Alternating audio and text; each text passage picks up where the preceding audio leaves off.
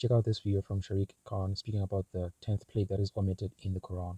If you're a Christian, you need to know this about Islam. Surah 17:101 says Moses was given 9 clear signs, and it's talking about the plagues. But how many plagues are in the Bible? There's 10.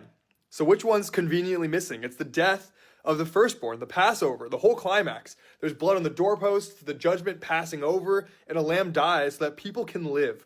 So this isn't just some side detail that the Quran can correct. Passover shows up 70 plus times from Exodus all the way to the New Testament. 70. And Islam is leaving it out. And I already know the response I'm going to get from my Muslim brothers. Your Bible is corrupted, Sharik. Well, okay.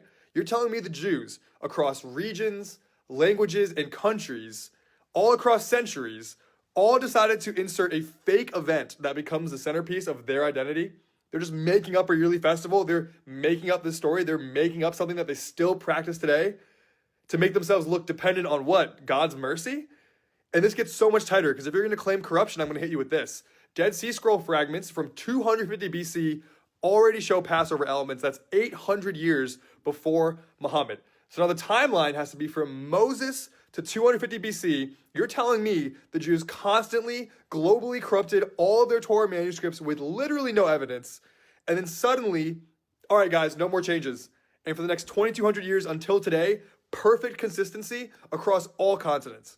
There's no trace of this Quran version anywhere. And so I had to ask myself, is the Bible really corrupted, or is the Passover intentionally left out of the Quran because it leads somewhere? And if you keep the Passover, remember, you need the lamb. If you have the lamb, you end up at the cross. And once I saw that, this missing 10th plague wasn't random anymore. It was intentionally hidden from Muhammad.